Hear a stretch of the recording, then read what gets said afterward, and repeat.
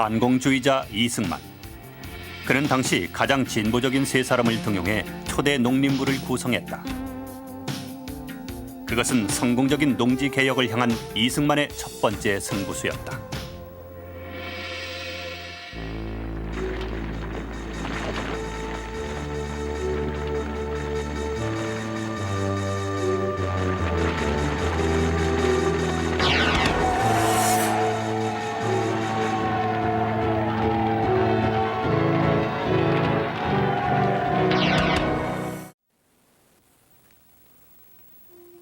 조봉암.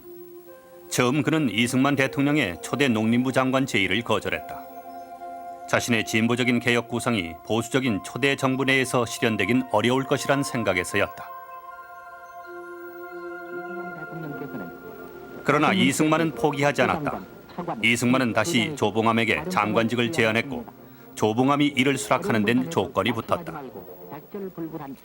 개혁을 반대하는 지주 세력을 물리치고 자신의 개혁안을 지지해달라는 것이었다.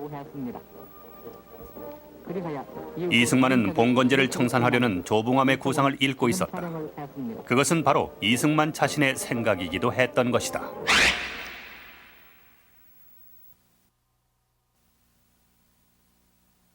농지개혁은 소작제도라는 이 수천 년 내려오는 제도를 고치자는 것이에요. 없애버리자는 것입니다. 이것이 개혁이에요. 개혁이란 그렇게 무서운 것도 아니고 어려운 것도 아닙니다.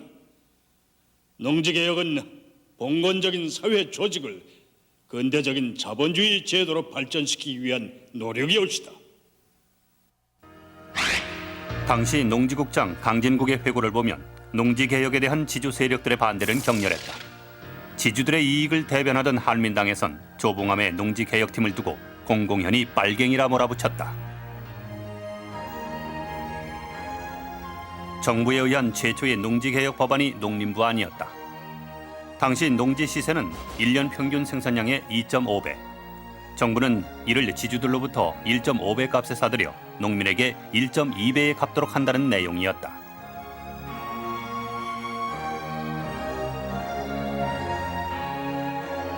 땅값을 헐값으로 매기자 국회 내의 지주 세력들은 거세게 반발했다.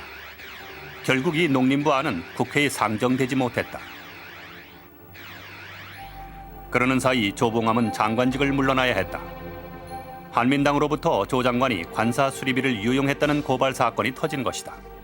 사건은 공금 유용이 아니라 행정 절차를 거치지 않은 자금의 용도 변경으로 판명됐지만 조봉암의 퇴진은 막을 수 있는 일이 아니었다. 한민당을 중심으로 한 지주 세력들은 더 나아가 자신들의 새로운 법안을 제출했다.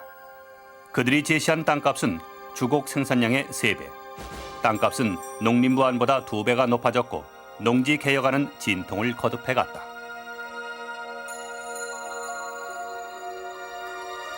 마침내 농지개혁법이 국회를 통과한 것은 건국 이듬해인 49년 4월. 해방 후 4년 만의 일이었다.